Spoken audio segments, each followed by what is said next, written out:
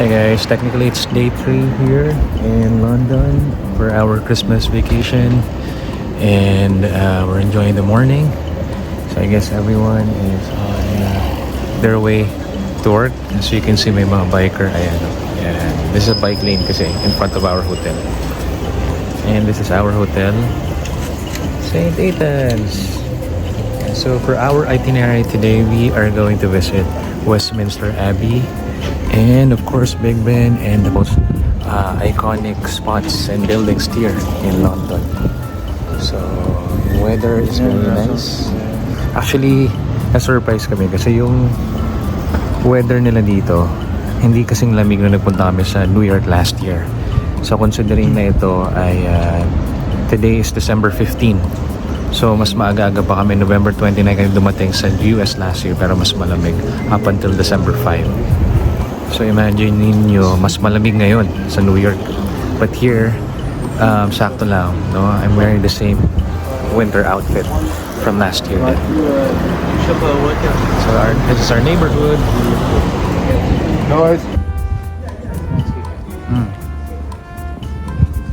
So guys, pupunta kami ngayon sa Russell Square Station. Doon din kami sumakay yesterday. So sobrang lapit lang yun sa namin sa hotel.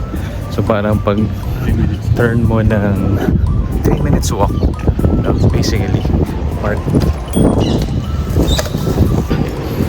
Okay, so it's actually 8 na, no, diba?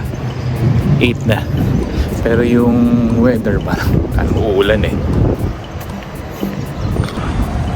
So guys, pupunta tayo ng Westminster Abbey. I-book nyo na lang sa clock. Kaso, madaling maubos yung mga time slot. So, look at that building. Sobrang nice ng architecture. And this is again, the Russell Square Station. Pret a Manger, it's a sandwich store. So yung Tesco sa dulo dyan kayo bumili kagabi ng food namin.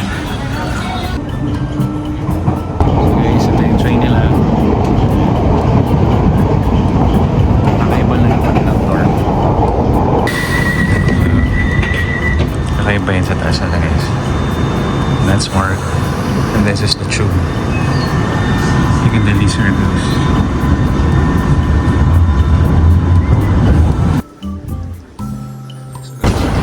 Guys, pagtabas nyo, eto na. Oh God. So nice. Big Ben.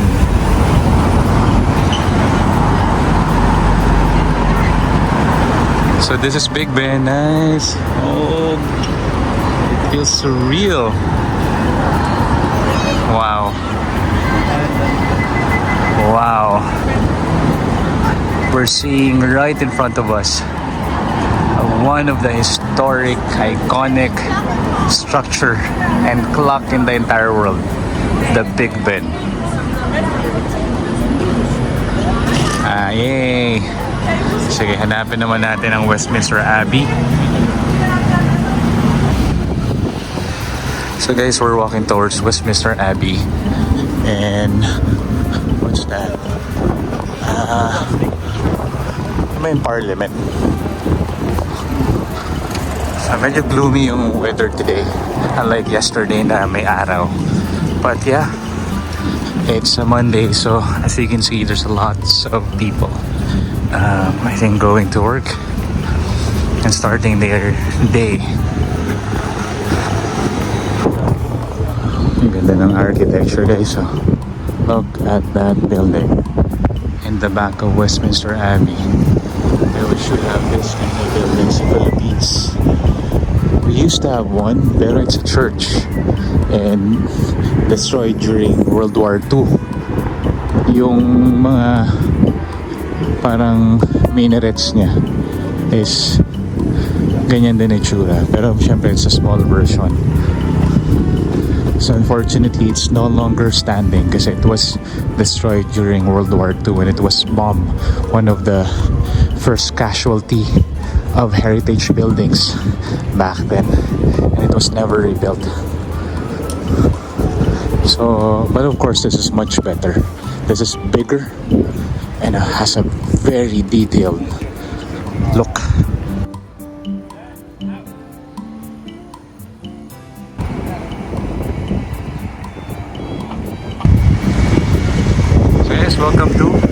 Westminster Abbey. Ang galing ng clock na yun, guys. Ano yung significance niya? So I think ito na yata yung pila, guys, for the 9:30 slot. Pero saan na nga yung entrance? So guys, nakapila na kami ngayon dito sa Westminster Abbey. So yung earliest is 9:30 AM. So hindi nyo mapapansin na ito yung pinaka-entrance because it looks a simple entryway. Pero may guard naman and then you can ask. So we basically asked them and they told us na ito nga yung pila ng Westminster Abbey. So guys,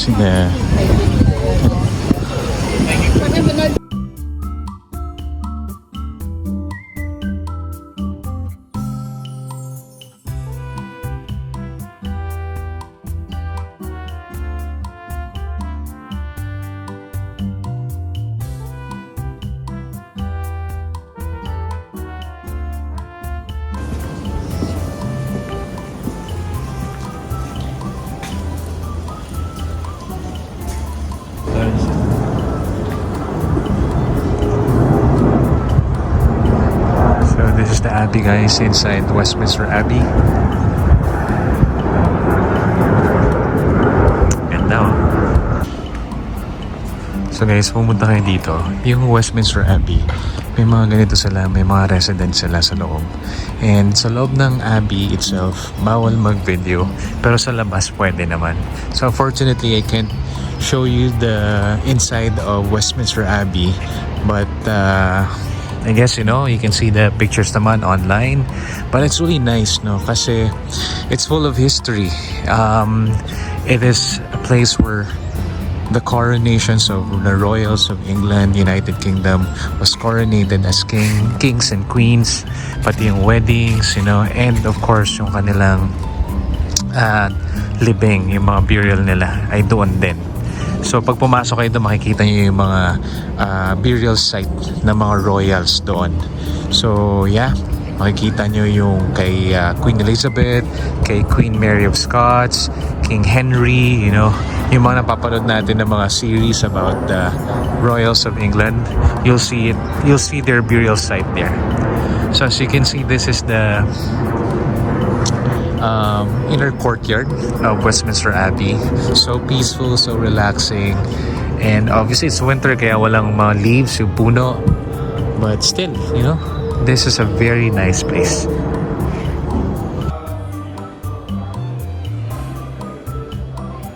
So yan guys, bumili tayo ng mga souvenirs sa Westminster Abbey shop. Meron sila binibenta mga rosary dito. So guys, meron din pala dito ang Westminster Abbey shop just in front of the church. This is the front of the Church of Westminster Abbey. Okay, so dito rin kayo mag-exit. Ang entrance doon sa gilid. Ito pala yung front, no? So right now may parang mass na ginagawa. But look at that. It reminds me of the Notre Dame in Paris. Although hindi kami nakapasok. Medyo may pagkaganito rin siya. Pasok tayo dito sa shop.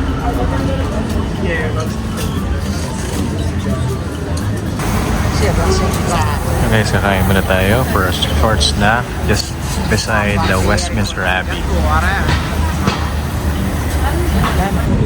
So guys, ano muna kami dito. Small snack. Kay Mark cappuccino, sa akin ginger matcha. Both hot.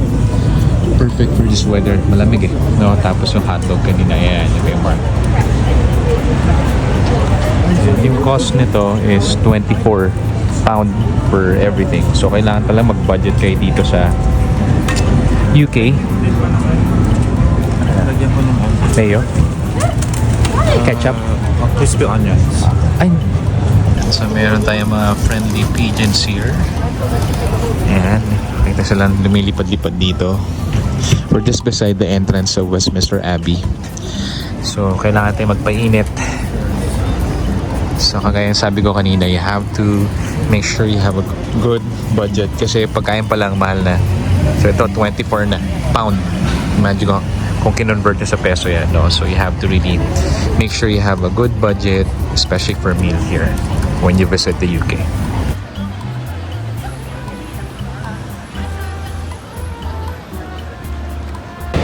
So hi guys, so itong spot na to perfect for picture taking. Nasa likod niya yung Big Ben. Okay.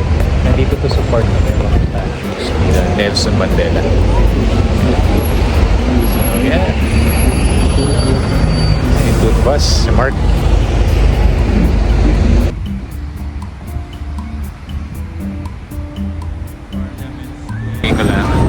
So guys, yung iconic na picture where you get to have a picture with the red telephone booth ng London and of course Big Ben. Unfortunately, it's lunchtime right now. Lahat ng telephone booth ay fully occupied. Hindi po sila tumatawag kundi magpapapicture sila. So, yung sa pinakadulo, 1, 2, 3 hanggang dito, may pila pa dun sa last na red na telephone booth. Kaya punta kayo ng maaga para magpa-picture, but anyway, kahit wala yung telephone booth, you still get the picture of Big Ben. At dun sa side na yun, doon kami galing kanina, doon kami nagpa-picture. Backdrop is of course the Big Ben din. Yung nga lang, walang telephone booth na red, but there's a lot of telephone booth in London which you can take a souvenir photo shot. Pero if you're willing to stand in the line, just like these people, okay, then it's up to you. Okay? So, yun lang. So guys, nakahanap kami ng telephone booth na very konti ang pila. Ito yun, nasa last part. Okay, pero siguro kailangan point 2 na yung ano mo, pag-take ng picture para kita to at saka tong Big Ben.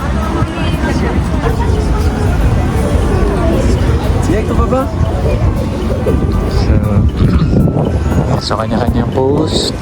Ito actually yung second sa pinakamalapit. So kung gusto niyo medyo malaki yung shot ng Big Ben, syempre yung kailangan. At kami kasamang red na telephone booth, kailangan yung pinakamalapit na red telephone booth. So yun yung mga nasa poster, nasa online na mga shots, no? So yan nga, kailangan nyo ng patience para makapag-take ng souvenir shot ng iconic post dito ng Big Ben at ng red telephone booth ng London.